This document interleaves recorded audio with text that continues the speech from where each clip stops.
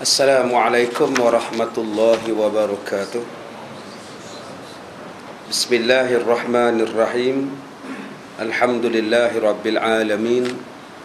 Wassalatu wassalamu ala ashrafil anbiya'i wal mursalin wa ala alihi wa sahbihi ajma'in. Alhamdulillah, kita sambung pada bab ma jaa fi thaqifin kadzabun wa mubirun.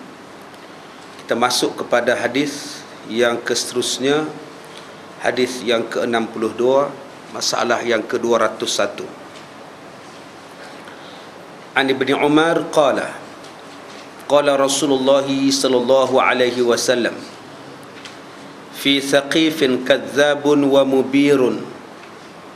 Wa qala Hisham bin Hassan ahsaw ma qatala al-Hajjaj sabran fabalagha mi'ata alfin wa 20 alfa qatil. Hadis hasanun sahih, hasanun gharibun.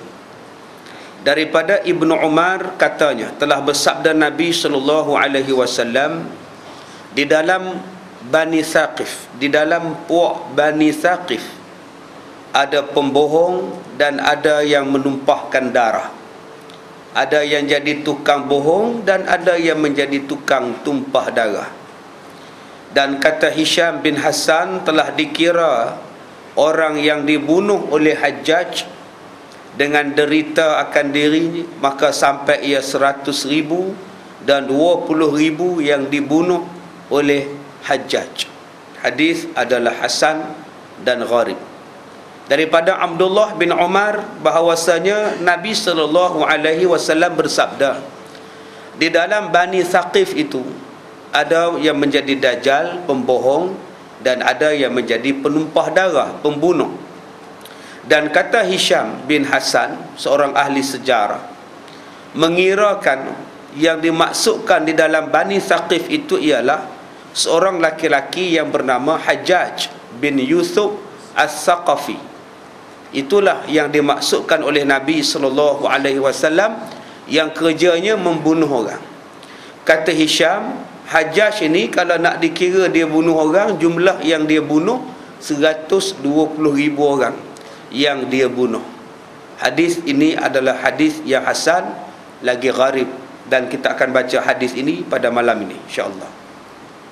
Ketahuilah wahai saudaraku, telah disebutkan dalam masalah 172 juzuk yang ke-15 Baharul Madhi, keterangan seorang raja orang-orang Islam yang sehabis-habis zalim. Apa maksud sehabis-habis zalim? Orang lintah depan dia pun dia pancung. Punya zalimnya dia ni, kalau orang lintah depan dia pun dia ambil pedang, dia tetasnya kepala.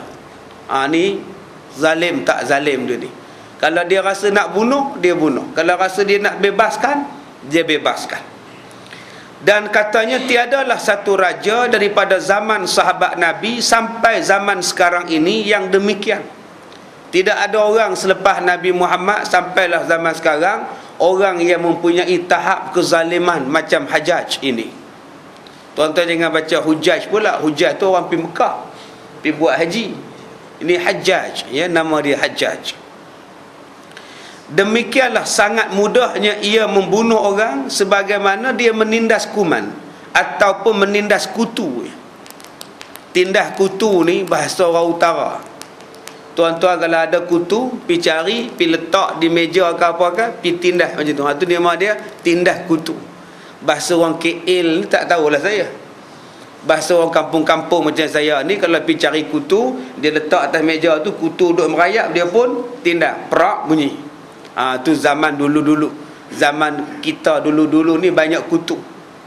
Zaman kesihatan tak ada, zaman orang susah banyak, sampai kena ambil minyak petrol buah atas kepala, bakar rambut, dia buah minyak tanah atas kepala, pasal nak buang kutu.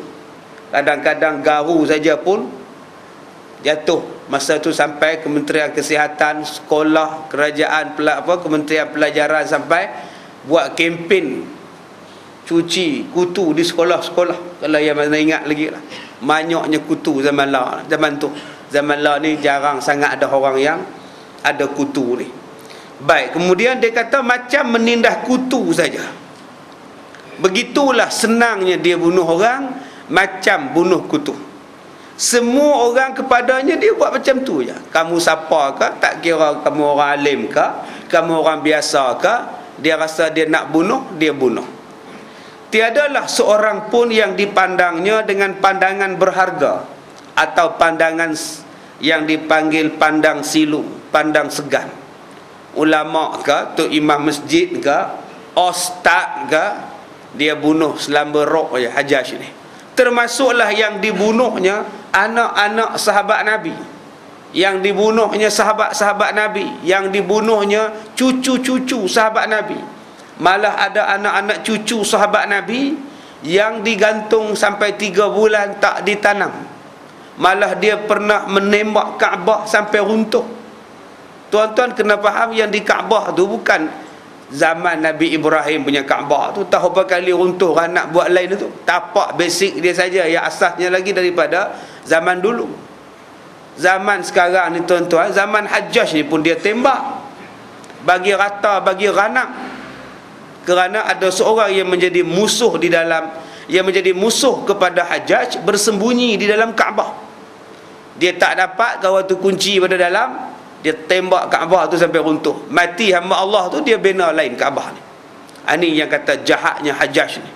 Kita jangan kata nak runtuh Kaabah, nak bakar gambar Kaabah pun segan.